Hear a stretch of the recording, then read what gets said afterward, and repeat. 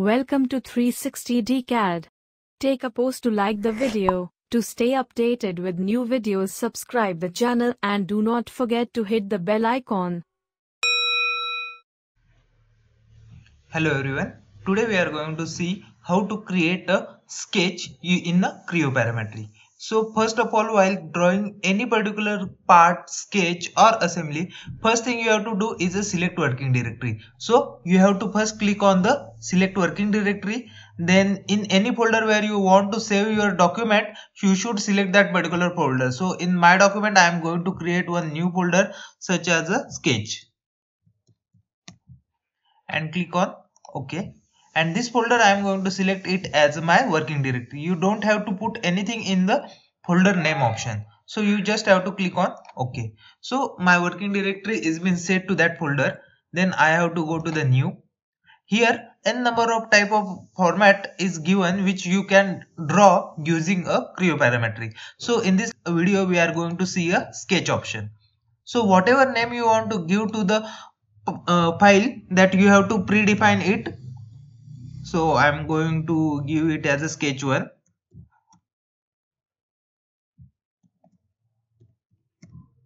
Now you have to make sure you cannot use the space. So either you can use the underscore between the your name. Then click on OK. Now this is your sketching environment. All the toolbar at the top, you can see that various toolbar for related to sketching is been appeared. Now first thing we are going to study is a sketching tool. So in sketching tool, we are going to study what is a line. So for drawing a particular line, you have to left click on the line command.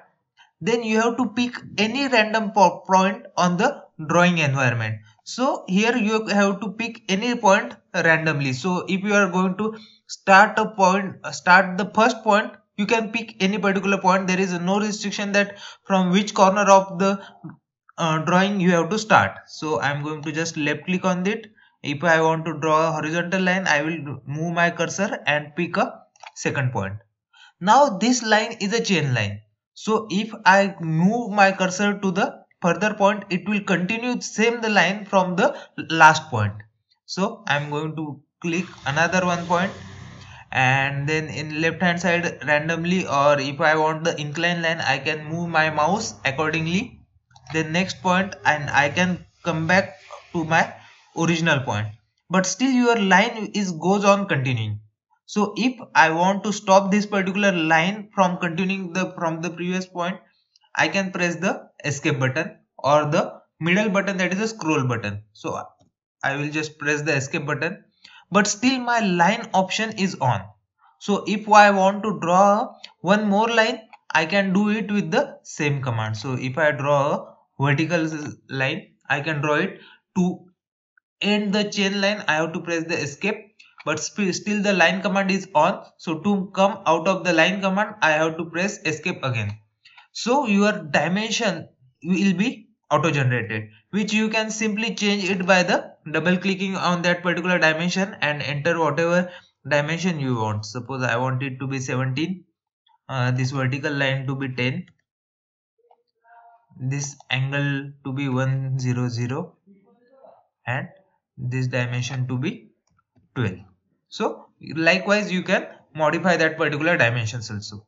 Now next we are going to see we have seen that is a chain line. Second is a line tangent. So line tangent is by name you can see that the line is being drawn which is tangent to the curve. So these are two circles which I have already drawn. So I am going to pick where the line should be tangent to the circle. So this I am going to pick this particular circle and second circle where line should be a tangent. So that particular tangent line will be drawn which is tangent to the first circle as well as second circle.